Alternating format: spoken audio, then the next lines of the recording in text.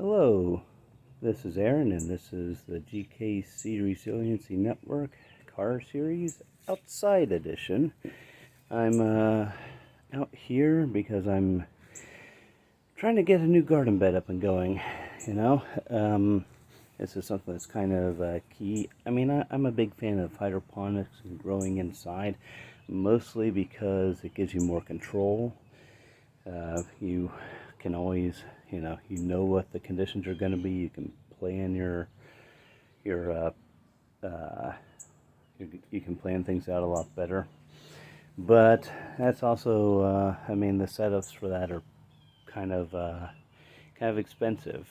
And right here, I'm gonna show you here. Let me see if I can. Give me just a second here. Alright, and we learned something new about the limitations of my technology today. I can't actually switch from one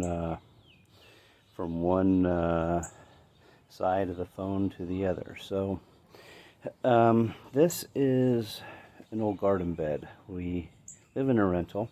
See, there's a bunch of extra stuff there. That actually came from a different garden bed. This one I am not doing. This is going to be more of a composting thing, I think. This yard is not in good shape. It's never been in good shape. What we have are these old railroad ties that make them up. You can see I started digging down there just to see what was down there. So you got some construction debris, stuff like that. Oh God, I have no idea. They actually drilled through there, and you can see they drilled through that one as well for this cable. And that's not mine. I'm not gonna touch it. What I'm gonna do is I'm gonna do a no dig garden bed here. It's gonna be raised. I'm gonna put I'm gonna try to get another set of ties for here to raise it up another level, and then I'm going to put. I think what I'm going to do is I'm going to put a bunch of just like a double layer of cardboard down here. I did a volunteer day at the Young Farm, which is it's a local urban farm. They have like 3 or 4 plots of land actually in their neighborhood. And they're great guys. They have their own. They're open for sales during the weekends, during the summer. I strongly suggest you go check them out. They're great people. But I kind of saw how they did their garden prep. They were more than happy to share with me, because I'm more, like I said, I'm more of an indoor kind of person. I suffer from heat exhaustion like crazy, so I'm kind of at the limit of what I can do today. But a small thing like this, and what I want to plant there is this is a sweet potato plant, and I have it in a bucket, and it can grow and it can do its thing right there in the bucket. But the thing about sweet potatoes is that they're a vine, and the potatoes grow where it makes contact with the ground, like where those little stems will eventually, you can guide them up and over and into another spot, and it'll grow another potato there. And it's not like a regular potato where they grow underground and stuff. Sweet potatoes they grow a lot differently. So what I want to do is just basically make this a sweet potato bed. That's my plan. I'm going to get some compost and some potting soil. I'm going to put down a cover over the top with holes cut into it for that. I'm going to put, and I'm going to and that will help keep weeds down, and it'll also help with evaporation and allow me to do very minimal watering. A bigger operation is going to have like a full out tape drip line underneath it, and maybe at some point I can have something like that to show you. I don't today because I'm just sharing what I'm doing here. I measured this out. It's going to be two of these things high, and it's I have 72 inches long interior dimension, 35 inches across interior dimension, and so I can calculate how much stuff I need to fill it up, and getting the stuff to fill it up is going to be my next step. I'm lazy. I'm inherently lazy. I don't have a lot of time. Even if I had time, I don't have stamina out here. So there's not a lot that I can. So when I talk about, simple, easy, and honestly inexpensive things to do that you can do to make yourself a little bit more resilient, you look at the prices of sweet potatoes. Even at Aldi's, sweet potatoes are going to be, it could be a couple bucks each. And with this, if you do it yourself, you can control when the sweet potatoes when you dig them up. And that means that if you prefer big sweet potatoes, because like I said, I shop at Aldi's a lot, and Aldi's potatoes are huge. It probably feed a family of 4.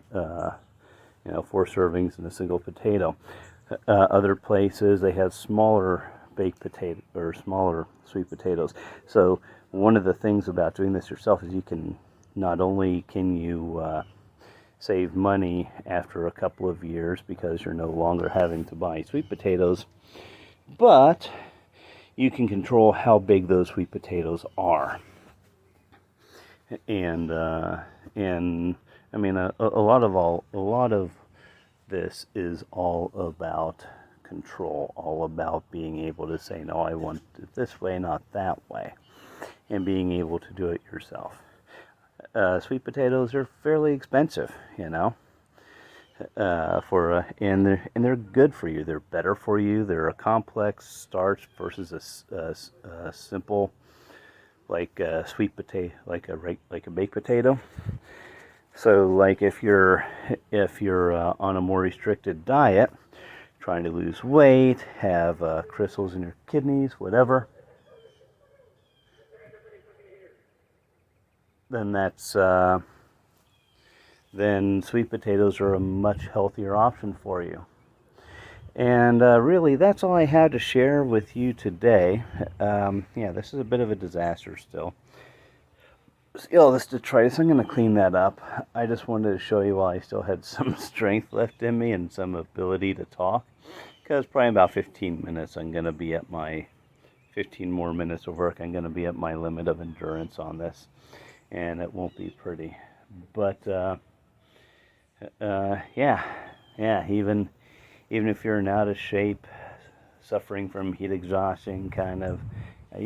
There's still basic things like this that you can do to make your situation a little bit, your reliance on, these huge logistics chains a little, you become a little bit less reliant on them. And over the long run, you can save some money. There's no doubt about it. Putting something in this like this, it's going to cost some money.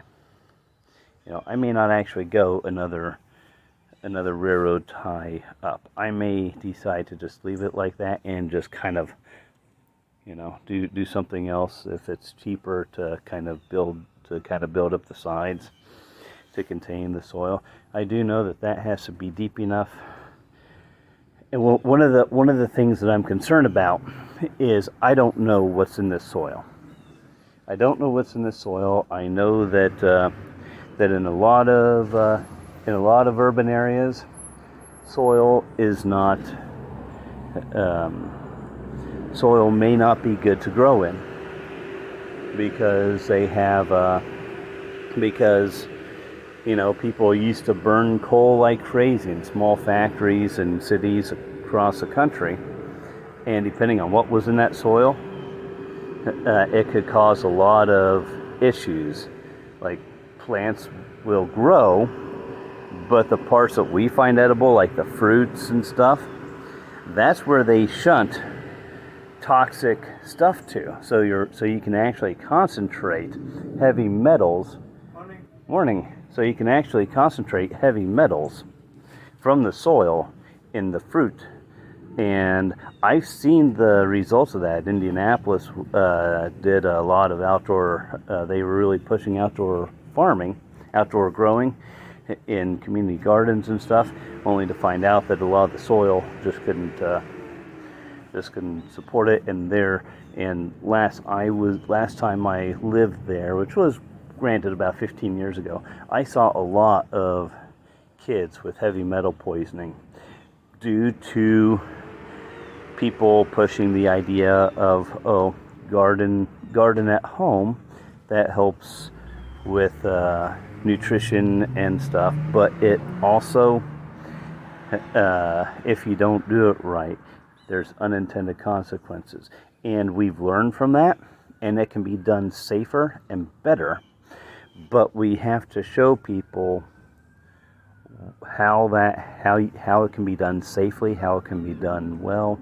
And I mean, they talk about, you can just you dig up the garden, you do the tilling and all that, but if you're just digging it up, if you're just breaking it up and tilling it, the bad stuff is still there. So the important thing really is to put a barrier there. If you don't want to do soil testing, if you want to do soil testing, that's awesome, because then you know exactly what potential issues might be there. And but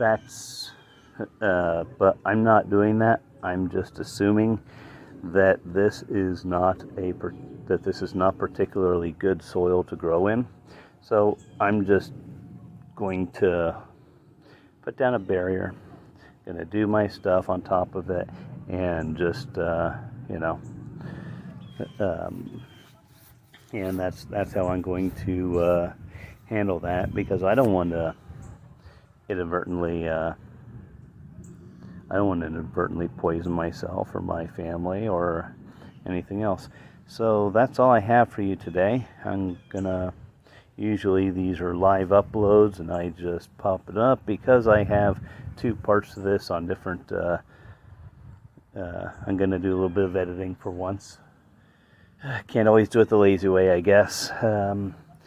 But have a great day.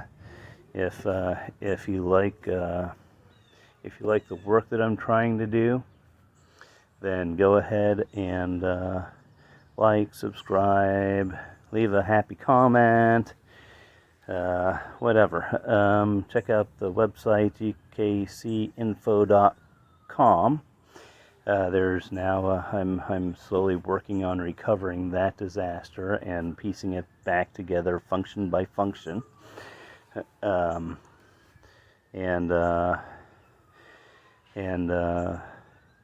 have some leads on some awesome deals on housing and stuff that I'm hoping that we can take advantage of, and you'll hear more about that later on. I'm going to post some stuff on the website about that. Links below. Have a fantastic day.